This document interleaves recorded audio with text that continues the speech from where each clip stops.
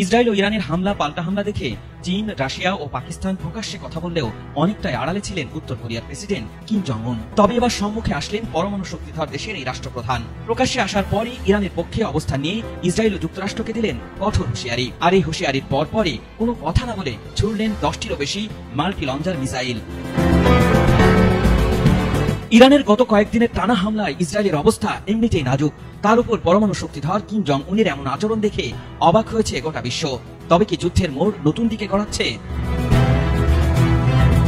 এদিকে যুক্তরাষ্ট্র ইসরায়েলকে ইরানের হামলার অনুমোদন দিয়েছে। সরাসরি যুদ্ধে না জড়ালেও পিছন থেকে মূল কলকাঠি নাড়ছে ডোনাল্ড ট্রাম্প। আর এই ট্রাম্পকে কি হুঁশিয়ারি দেওয়ার জন্য মিসাইল ছুড়লেন কিম জং উন। ইসরায়েল ও ইরানের যুদ্ধে একদিকে ইসরায়েলের পক্ষ নিয়েছে যুক্তরাষ্ট্র, ব্রিটেন, ফ্রান্স, ভারত, অন্যদিকে ইরানের পক্ষে অবস্থান নিয়েছে রাশিয়া, চীন, পাকিস্তান ও উত্তর কোরিয়া। তবে কি তৃতীয় বিশ্বযুদ্ধের মুখোমুখি হচ্ছে সারা বিশ্বের মানুষ? আর মিসাইল ছুড়ে সেই অবস্থানকে জানান দিলেন কিম জং উন।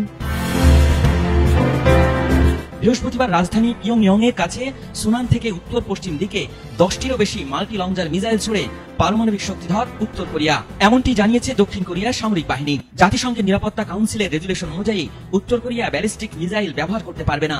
তবে দেশটি এসব নিষেধাজ্ঞার তোয়াক্কা না করেই আবারও একসাথে 10টিরও বেশি মিসাইল ছুড়েছেন, এমনটি জানিয়েছে বার্তা সংস্থা রয়টার্স।